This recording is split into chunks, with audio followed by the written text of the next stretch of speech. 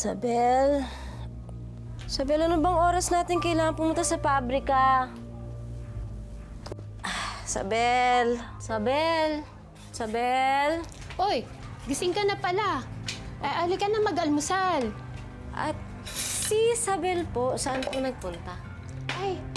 Kanina pa umalis si Isabel. Bumalik na ng Maynila. Sino po maghahatid sa akin sa pabrika? Pabrika? Ang bilin sa akin ihahatid daw kita sa isang club. Dancer at waitress kasi ang papasukan mo sa cabaret. Doon, sa bayan. Ang anak ko.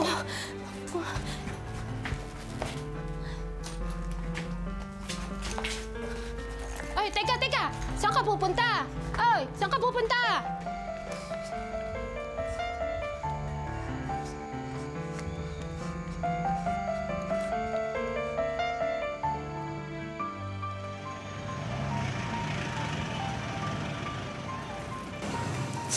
Isabel? Isabel? Isabel! Tao po! Isabel! Tao po! Isabel, nandiyan ka ba?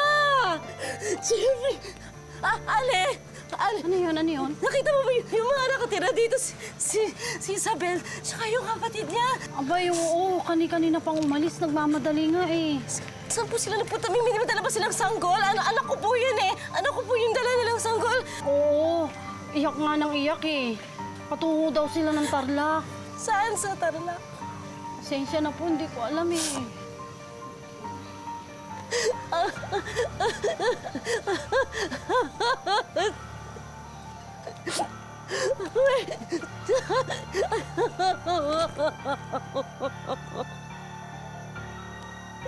Isabel, ba't mo nagawa sa akin? So, ibalik niyo sa akin yung anak ko! Anak ko!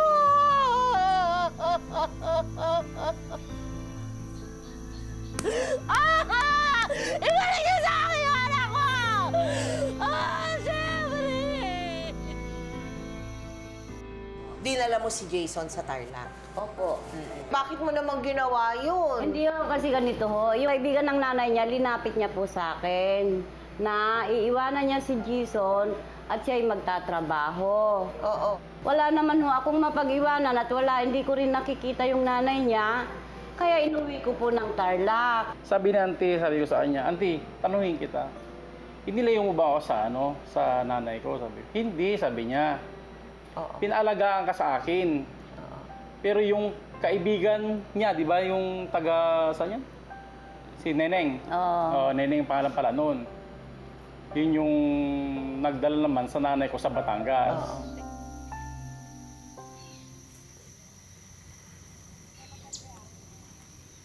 Halos mabaliw noon si Liza na mawala ang kanyang pinakamamahal na anak na si Jeffrey. Hindi niya bati kung paano magsisimulang hanapin ang anak at kung saan sa Tarlac niya ito matatagpuan.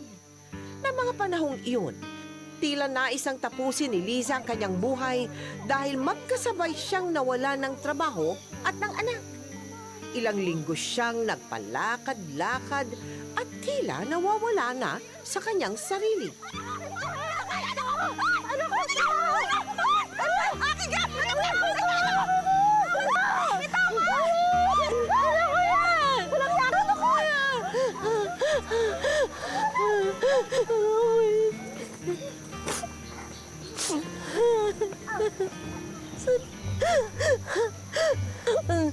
Jeffrey!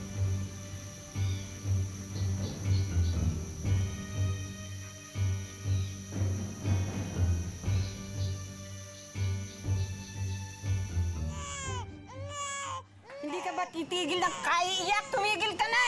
Pepang, Bihira! kanino ba anak yan at biglang dinala dito ni Isabel? Hindi ko nga alam dyan sa anak ko na yan. Napulot daw sa kalsada.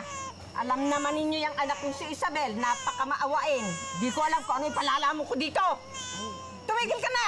Uy, Epang, kawawa naman. Kawawa naman yung bata, Aling Sigurado hinahanap na yan ng nanay niya. Ay, nako! Magkakasakit ako sa puso dahil sa batang ito. Ipahabol ko ito! Ay, hindi ka pa titigil! Kalma ka lang. Mamaya na high blood ka. Talaga naman, Halingepang, wag, kawawa naman yung bata, oh. Maawa ka naman si bata. Halingepang! Tumigil ka na! Sino yung bata niyan? Napulot daw ni Isabel sa kalsada sa Maynila. Eh, bakit ginaganyan ni Aling Ipang? Kawawa nga yung bata, eh. Bihira ka? Lalaking tao, iyak na iyak.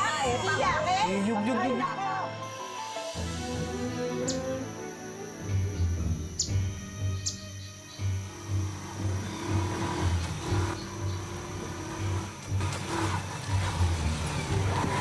Bes! Hoy, ikaw mag-iingat ka, ha? Sir, pasensya na po. Ikaw na, miss. Mag-iingat sa pagkatawid. Sir, yung anak ko po, yung anak ko po, kinuha po nila yun, ninakaw po nila yung anak ko si Lily. Kinabukasan, binilhan nila ng tiket si Liza at sinamahan pa sa sakayan para masigurong makakauwi ito sa Bacolod. Kahit ilang beses nilang pilit matunton si Isabel at ang kinaroroonan ni Jeffrey, sa kasawiang palad hindi na muling nakita ni Liza ang kanyang anak. Hindi ka matitigil! Nang mabalitaan ni Isabel ang mga kahayupang ginagawa ng kanyang ina sa sanggol na si Jeffrey, agad siyang bumalik sa Tarlac para kunin ang bata. Kumalat ang balita sa kanilang barangay na pinapaampun daw ang sanggol na napulot ni Isabel sa Maynila.